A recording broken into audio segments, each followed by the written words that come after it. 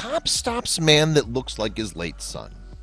Seconds later, sees what's on his dashboard.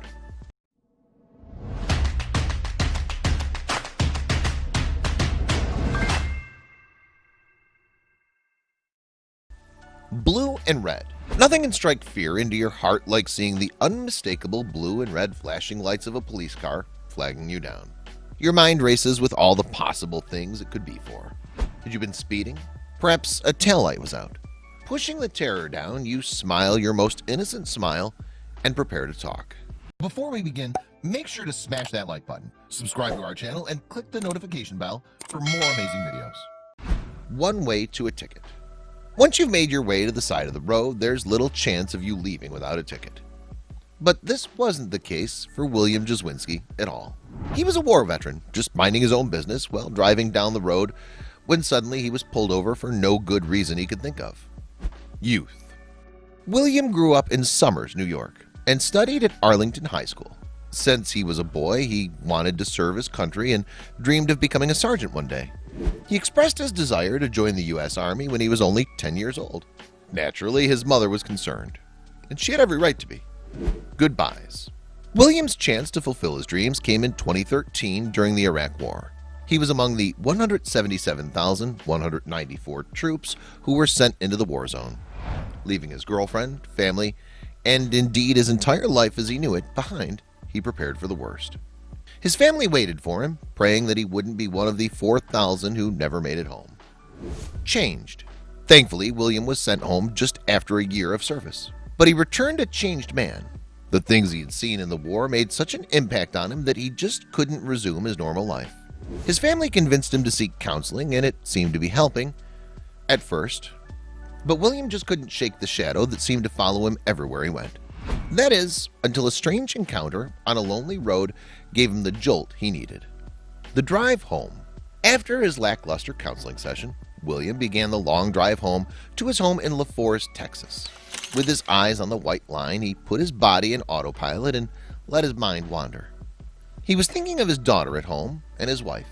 If it weren't for them, well, he didn't even want to think about that. That's when he registered that the car behind him had been following him for some time now. Unwelcome thoughts. His eyes flew to the speedometer as he breathed a sigh of relief when he saw that he wasn't traveling over the speed limit by mistake, and he checked that his lights were on and in working order the previous day, so the police had no reason to be following him. Perhaps he was just being paranoid, he reassured himself, but the little voice in his mind egged him on just to be sure. Turning off. William saw his opportunity up ahead and indicated at the last possible minute. He quickly geared down and turned off onto a quieter road, watching the cop intently in his rearview mirror.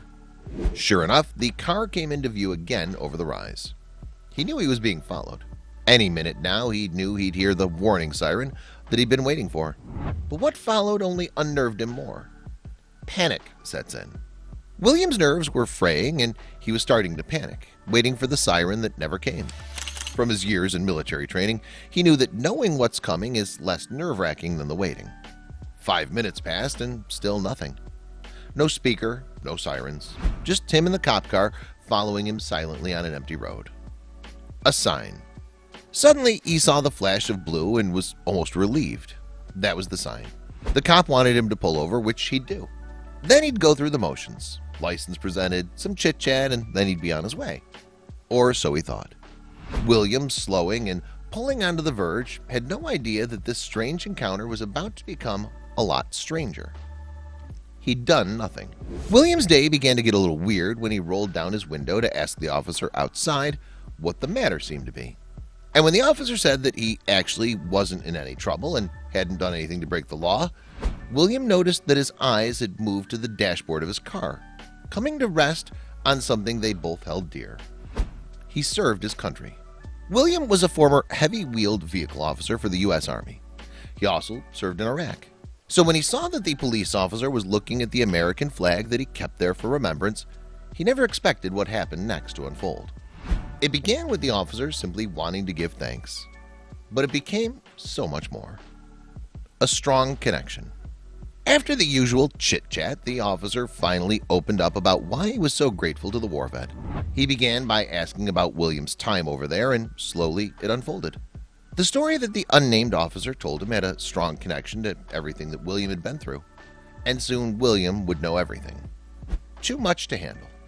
The veteran prominently displays two symbols from his time in the military on his car. One is an Army sticker on his bumper, and the other is the American flag, which the officer had been drawn to. It was the sticker that alerted him to who was driving the car. Only then could he see who was inside. Who he saw astonished him. It was almost too much for him to bear. Still in pain, William told the officer a bit about his trip. I went to Iraq. I did a 15-month stint out of Fort Benning. And that's when everything started spilling out. The officer in turn told William some news that was still haunting him to this day. And seeing William only brought up more unresolved pain. Suffering the same. My son went to Iraq. He didn't make it home. Knowing the pain of having been there firsthand, William offered his condolences and also his help. I'm so sorry to hear that. I just finished a PTSD program. PTSD is short for post-traumatic stress disorder, something not uncommon among military men and women. They both had it. I see you have a flag in the truck. The one we got for him. It's at the house. It's just like that. The officer asked him a question, or a favor, that William simply couldn't refuse. Can I ask you, would you mind stepping out and receiving a hug? You remind me of my son. You look exactly like him. When I pulled you over, it was because you looked so much like him, I thought you were my son. I still don't believe he's gone most days, the officer said with tears in his eyes. So, did William hug the officer? You better believe it. According to his Facebook post, it wasn't just any old hug either. A moment. With tears in both our eyes, I got out and hugged that man. I'm talking about for a minute or two, crying, down to our knees crying. I needed that, William wrote. Both men seemed to release some grief with a total stranger. At that moment, William felt himself let go of something that he'd been holding on to for so long. Letting go. It was as if the hug from the policeman had dissolved William's fears and trauma. He almost felt it evaporate and rise up into the ether as both men stood on that empty road, hugging and crying. It was exactly the release he had needed. It was the heartfelt moment of human contact with a total stranger that had healed his PTSD far more than any counseling session could. He couldn't wait to go home to his wife and daughter and tell them everything.